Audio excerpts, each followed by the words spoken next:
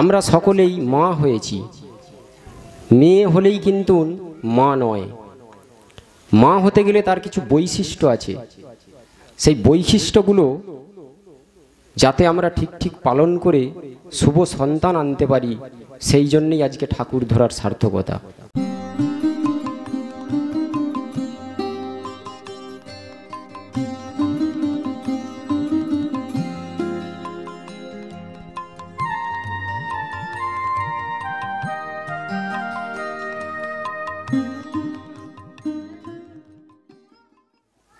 ঠাকুর বাণীতে বলছেন, ঈশ্বরেরই ডাক এসেছে, তার কাজে তোর সঙ্গতি, যোগান দিয়ে ধন্য হতুই, হোক দলিত দুর্মতি।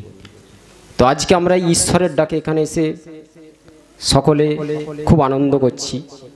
সর্বপ্রথমেই বলি, আজকে যে কারণে সৎসঙ্গ, সেই মাকে উপলক্ষ করে, সেই মাকে ঘিরে আমাদের যে আনন্দ উচ্ছ্বাস, আমরা আশা নিয়ে আছি যে এই রকম মায়েদের গর্ভে যাতে জগতের মঙ্গলের জন্য সন্তান আহরণ করতে পারেন, সেই নিয়েই আমাদের কিন্তু সৎসঙ্গ। আমরা সকলেই মা হয়েছি, মেয়ে হলেই কিন্তু মা নয়। মা হতে গেলে তার কিছু বৈশিষ্ট্য আছে, সেই বৈশিষ্ট্যগুলো যাতে আমরা ঠিক ঠিক পালন করে শুভ সন্তান আনতে পারি, সেই জন্যই আজকে ঠাকুর ধরার সার্থকতা। এখন আজকে সত্যানুসরণ পাঠ হয়েছে আদর্শ। এখন আদর্শ বলতে আমরা বুঝি যে কেউ 50,000 টাকা মাইনে পায়, চাকরি করে, স্কুটি গাড়ি চড়ে এবং তার সন্তান সম্পত্তি সুখে আছে এবং দুবেলা স্বামীকে মুখে ঝাপটা মারে, এটা আদর্শ নয়। কিন্তু আদর্শ বলতে আমরা জানি, এই একটু আগে যে মা আলোচনা করলেন, সত্যি আমার চোখ দিয়ে জল বেরিয়ে গেছে। আজকে সৎসঙ্গ করা হয়তো আমার সার্থকতা, এই একটি একটি মা বুঝতে পেরেছে। আমরা যদি একটু পিছন দিকে ঘুরে তাকাই, আগে যেনারা আমাদের এই বিশ্বে শ্রেষ্ঠত্ব নারীত্ব লাভ করেছে, তাদের যদি আমরা আচার আচরণ গুণগুলোকে একটু আহরণ করার চেষ্টা করি, দেখবেন আমরা সকলেই জানি যে বেশ্যার ঘরে জন্ম, তার পরম্পরা ওই আচরণ করে সেই নটি বিনোদনী শেষে কিন্তু সতী বিনোদনী হয়েছে। একটু অনুভব করবেন, তেনার আচরণ সব কিছু ওই বেশ্যার ঘরেতেই তার জন্ম, কিন্তু ইষ্টনিষ্ঠ ঠাকুর বাণী দিচ্ছেন, নরকঘাটা মানুষ যদি চেষ্টা শুভ রয়, কীতির তালে তাই করে সে, আস্তাকুড়ো তীর্থ হয়। আমরা কেউ ছোট নই, আমরা সকলেই অমৃতের সন্তান, ওনারই সন্তান, পরমপিতার সন্তান।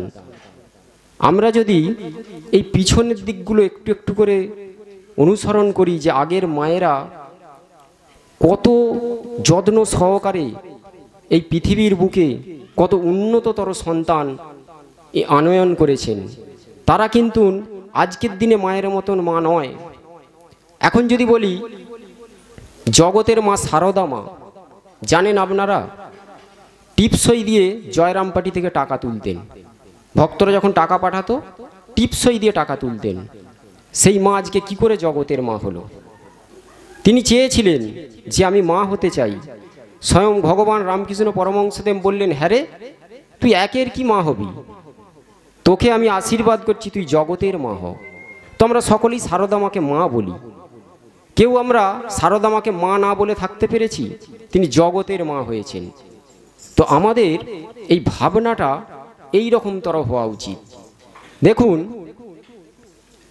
কিছু কথা এখানে আলোচনা হবে, যেগুলো নিয়ে আপনারা একটুখানি বোধে আনার চেষ্টা করবেন, যে আজকে এত যে আমরা হাহাতাস করছি, মায়েরা দুঃখ করছি, এর কাছে ওর কাছে বলে বেড়াচ্ছি, একটু ভেবে দেখুন তো, তার জন্য কে দায়ী আমরা নিজেরা?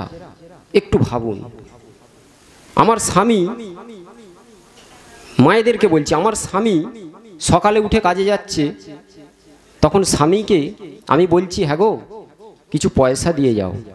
স্বামী বলল, দেখো আমার কাছেই 20টি টাকা আছে। আজকের দিনের মনে হয় মায়েরা একটা মুখ ঝাপটা মেরে তাকে একটা কথা শুনিয়ে দেবে। এরম ভাষাও বলতে পারে যে মুরদ নেই তো বিয়ে করতে গিয়েছিলে কেন, বাস্তবটা বলছি মায়েরা। কিন্তু তখনের মায়েরা বলেছে তোমাকে চিন্তা করতে হবে না গো, এ টাকা নিয়েই আমি চালিয়ে নিচ্ছি, এতেই আমি চালিয়ে নেব। এবার ভাবুন তো, সেই সন্তানটা, সেই পুরুষটা যখন বাড়ি থেকে বেরিয়ে কোনো একটা কাজে যাচ্ছে, তার কি ভালো লাগবে? সারাদিন সে কর্মটা ঠিক ঠিক করতে পারবে তো?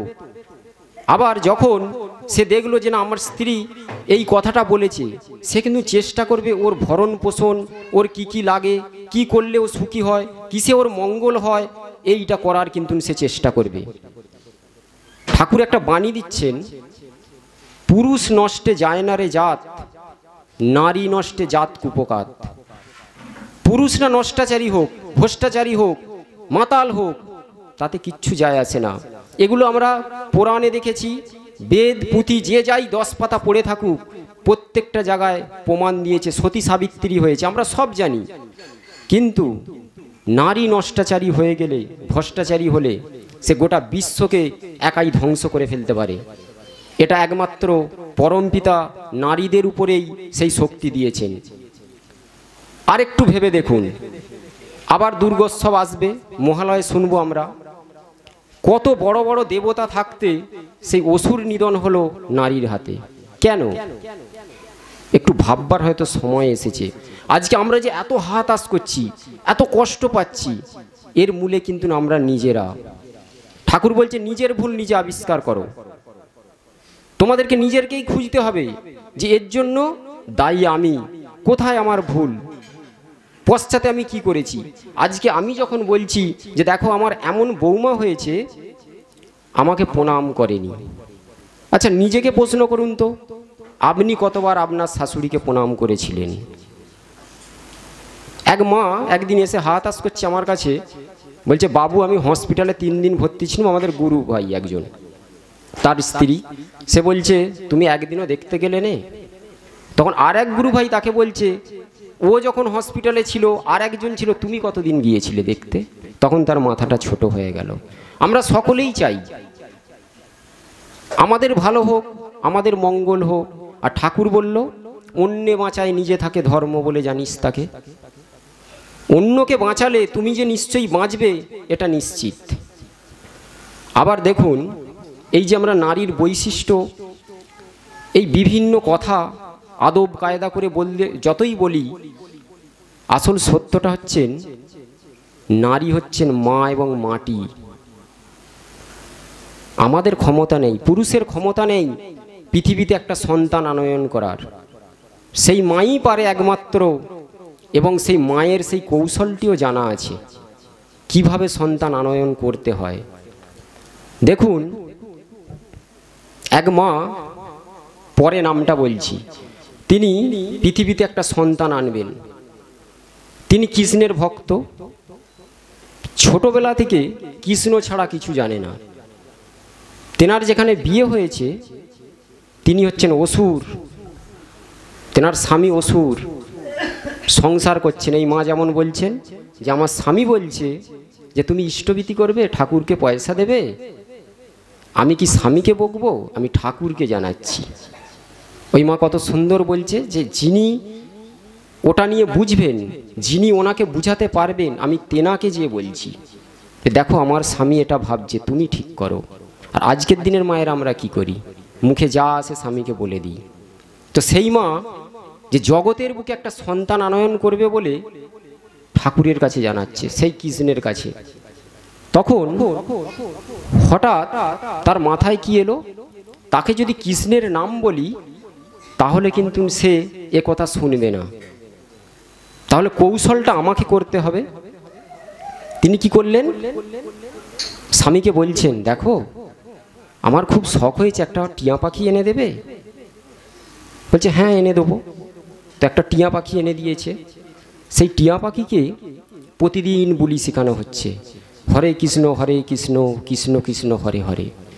সেই বুলি শিখতে শিখতে শিখতে শিখতে পাখিটি একদিন ওই বুলিটি বলছে। তখন সেই মা কিন্তু অপেক্ষা করছে কবে আমার সামনে ওই স্বামী কৃষ্ণ নাম করবে। স্বামীকে বলছে, দেখো পাখিটা কত সুন্দর বুলি শিখেছে। বলছে, কই দেখি তো। বলছে, কই তুমি একবার বলো তো, হরে কৃষ্ণ কৃষ্ণ কৃষ্ণ কৃষ্ণ কৃষ্ণ হরে হরে। তার আর মাথায় নেই, পাখিটা আমি বললে যে বলবে এই বুদ্ধি তার মগজে এসেছে। সে যতবার বলছে পাখিটা আবার তাকে বলছে। ওই মা তখন তাকে দিয়ে কৃষ্ণ নাম করিয়ে নিচ্ছে। ওই চাতুরিটি একমাত্র মাই জানতেন। সেই রাতেই সন্তান আনয়ন হয়েছিল কৃষ্ণ নাম করে, ভক্ত প্রহ্লাদ। আপনারা বিশ্বের ভক্ত প্রহ্লাদকে সবাই জানেন। তার বাবা ছিল অসুর, আমরা এই ঘটনা সবাই জানি। তাহলে এই কৌশলটি একমাত্র মা করেছিলেন। আবার দেখুন, এক মা তিনি তেনার স্বামীর একটা আংটি একজনকে দিচ্ছেন। কিরকম দিচ্ছেন? স্বামী বলছে, হ্যাঁ গো, ও জেলের ছেলে, খুব বিপদে পড়েছে, দাও না গো ওর হাতে আমার আংটিটা, বিয়েতে যে পণ পেয়েছিল দানের। তখন সেই মা বলছে, ঠিক আছে। এবার শাশুড়ি মা সে ভাবছে আংটিটা গেল কোথায়। তখন স্বামী বলছে, দেখো এ কথাটি কাউকে বলিও নি, তুমি আর আমি জানবো। তখন শাশুড়ি ভাবছে আংটিটা গেল কোথায়। শাশুড়ি চুপ করে আছে, কিন্তু দিদি শাশুড়ি যা মুখে আসছে তাই বলছে, যে আগেই বলেছিলুম ওই বাড়ির মেয়েরা এই হবে। মায়ের চোখ দিয়ে শুধু জল পড়ছে, স্বামী যে বলেছে, কাউকে বলিও নি এই কথাটি। 1 মাস হয়ে যাচ্ছে, 1.5 মাস হয়ে যাচ্ছে, সেই একই কথা, কোন বাড়ি থেকে এনেছো, আমি আগেই বলেছিলাম বিয়ে দেবনি। এই কাঁদতে কাঁদতে কাঁদতে কাঁদতে একদিন হঠাৎ শাশুড়িমা কিন্তু ভাবছে যে আমার বৌমা তো এমনটি নয়, নিশ্চয়ই কোনো একটা দরকারে কোনো জায়গায় কাজে লাগিয়েছে, ও বাপের বাড়িতে কোনোদিন নিয়ে যেতে পারে না, এটা শাশুড়ির বিশ্বাস। তারপরে হঠাৎ একদিন একটা জেলে স্বামী স্ত্রীতে এসে বলছে, ঠাকুর, যে আংটিটি আপনি দিয়েছিলেন আমি খুব উপকৃত হয়েছি, এই নিন ফেরত। তখন ওই শাশুড়ি মা, মাতা মনমোহিনী দেবী, আর ওনার দিদি শাশুড়ি মানে শাশুড়ি মা, তখন বৌমার মুখের দিকে দাঁড়িয়ে দাঁড়িয়ে দেখছেন আর হাওয়াও করে কাঁদছেন যে কেমন বউ লাভ করেছি। ঠাকুর বাণী দিচ্ছে, স্বামীর প্রতি টান যেমনই, ছেলেও জীবন পায় তেমনই। আমরা শুধু ছেলে ছেলে করে হাহাতাশ করছি, ছেলেটা আনবো কিভাবে, কি করলে সেই রকম সুন্দর ছেলের জননী হতে পারি। সেই জন্যই হয়তো আজকে আমাদের সৎসঙ্গের সার্থকতা। আমরা দিকে দিকে সৎসঙ্গ করে যতই বেড়াই না, এখান থেকে কিছু ঝুলিতে নিয়ে যে যদি অভ্যাসে চরিত্রগত না করতে পারি, তাহলে আমাদের কিছুই হয়নি। এই যে অমূল্য সময় নষ্ট করে আমি ওখান থেকে এসেছি, এই যে দাদা বললেন 70টা নয়, একটা সময় 200টা কারিগর ছিল আমার, কিন্তু সেখানে শ্রম দিয়ে যেমন অর্থ উপায় করেছি, এখানে এসেও কিছু তো নিয়ে যাব। আমি তো এখানে বসে বসে শুনেছি, শুধু ঝুলিতে আমি কুড়িয়ে নিয়েছি। ঠাকুর বলছেন, কেউ মণিমুক্ত নিয়ে আসে, কেউ আবার মণিমুক্ত হারিয়ে চলে যায়। এটাই হচ্ছে বোঝার ব্যাপার। কেউ ঝুলি ভর্তি করে এসে সব হারিয়ে ফেললো, আবার কেউ খালি ঝুলি নিয়ে এসে কুড়ি নিয়ে চলে গেল। এই সৎসঙ্গই পারে একমাত্র এই মণিমুক্তর এখানে অসীম ভাণ্ডার। ঠাকুর সেটাও বাণীর মাধ্যমেই বলছেন, সৃষ্টি প্লাবিত অমৃত সুধায়, দৃষ্টি অন্ধ বৃত্তি ক্ষুধায়। আমাদের দৃষ্টি অন্ধ হয়ে গেছে, আমরা চোখে কিছু দেখতে পাচ্ছি না। দেখবেন এত সুন্দর কথা বলছি, আপনারা সবাই মনের জায়গায় ভাবছেন এই ছেলেটা কত কি বলছি, মুখ তুমুক। হঠাৎ দেখবেন এত কিছু ভাবার পরে ছোট্ট একটা কিছু খারাপ দেখলেই আপনি পুরোটা রঙিন পর্দা সাজিয়ে নিলেন, যে এই ছেলেটার পুরোটাই খারাপ। ঠাকুর বলছে একটা কাজ করতো, নখ থেকে চুল পর্যন্ত একটা ভুল নেই এমন মানুষ আমার কাছে ধরে আন। আছে কোথাও? আচ্ছা, নখ থেকে চুল পর্যন্ত পুরোটাই ভুল এমন মানুষ একটা নিয়ে আয়, কোনোটাই নেই। মানব জীবনে কম বেশি ভুল থাকবেই। আমার একটা ভুল আছে, আপনার আর একটা আছে, ওনার আর একটা আছে।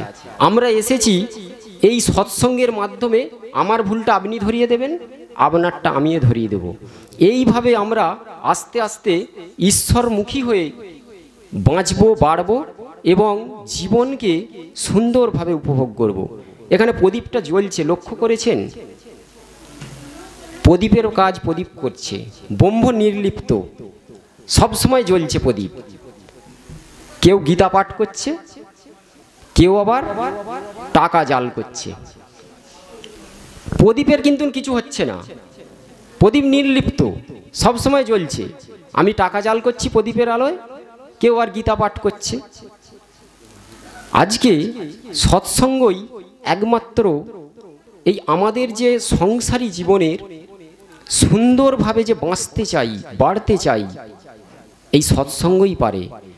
আমার গ্রামে এই চৈত্র মাসে কয়েক কোটি কোটি, এই শনিবারে শিবগাছি আর অনেকে হয়তো নাম শুনেছেন, কালী পুজো, একটা বাড়িতে 30 কিলো ময়দা গেছে অতিথি আপ্যায়নের জন্য।